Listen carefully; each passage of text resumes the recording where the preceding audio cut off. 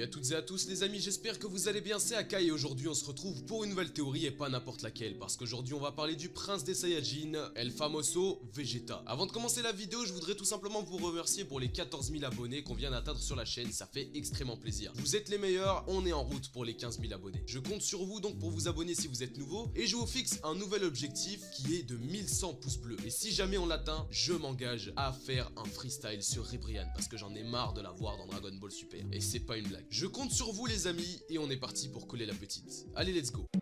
Embrouiller la petite et maintenant coller la petite. Coller, coller, coller, coller. Coller la petite. Coller, coller, coller, coller. Coller la petite. Zanga, zanga, zanga, zanga, zanga, zanga la petite. Zanga, zanga, zanga, zanga, zanga la petite. Bon, comme je l'ai dit dans l'introduction de la vidéo, nous allons parler de l'ultra instinct de Vegeta. En effet, je pense que Vegeta va donc le débloquer dans le tournoi du pouvoir. Et laissez-moi vous dire pourquoi. Depuis le début de Dragon Ball, enfin du moins depuis l'apparition de Vegeta dans l'œuvre, nous avons pu remarquer que celui-ci a toujours suivi Goku. Je m'explique. À chaque fois que notre cher ami Goku prenait un power-up, Vegeta aussi. Goku arrivait sur Terre à évaluer la puissance d'un adversaire et ce, sans le besoin d'un scooter ou d'un détecteur, appelez ça comme vous voulez. Au contraire de Vegeta et de tous les autres guerriers de la team à Freezer. Et que s'est-il passé ensuite? Vegeta a bien réussi à faire de même sur Namek. Prenons un autre exemple, beaucoup plus connu cette fois-ci. Goku a atteint sur Namek le stade de Super Saiyajin 1. Quelques dizaines d'épisodes plus tard, Vegeta faisait de même. Goku a atteint le stade de Super Saiyajin 2. Quelques épisodes plus tard, Vegeta fit de même. Goku a atteint le stade de Super Saiyajin 3 durant l'arc Buu. Vegeta...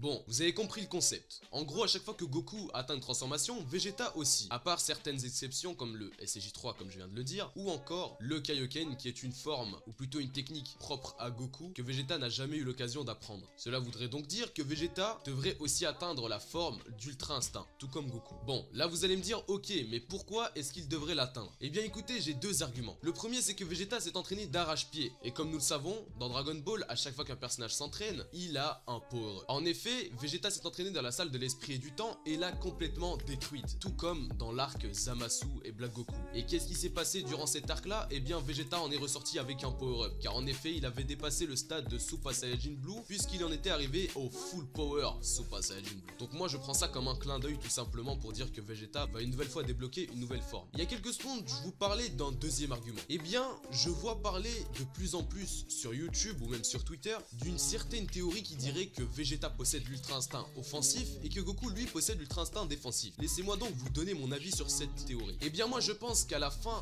du tournoi du pouvoir, Vegeta et Goku vont se battre main dans la main pour vaincre Jiren. En effet je vois pas comment ce personnage pourrait sortir, à moins que nos deux héros s'allient pour le défoncer. Donc je pense que si jamais Goku avec son ultra instinct défensif s'allie à Vegeta avec son ultra instinct offensif, cela donnera un guerrier capable d'utiliser l'ultra instinct de manière complète, donc de le maîtriser au maximum. C'est pourquoi je trouve cette théorie pas bête et que je pense que Vegeta va atteindre cette forme. Voilà, c'en est fini de ma théorie, j'espère qu'elle vous aura plu les amis, n'hésitez pas à lâcher un maximum de pouces bleus pour atteindre les 1100 likes. Je vous rappelle que si on les atteint, je fais un freestyle sur Ribrianne parce que j'en ai donc marre de la voir dans Dragon Ball Super. Et je vous dis à la prochaine, c'était Akai, prenez soin de vous, allez, Jané Jané. Prépare-toi. Pandora. Gacha gang, gacha gang, gacha gang, gacha gang, gacha gang, gacha gang, gacha gang. Abonne-toi à ma chaîne, mets un like si tu aimes.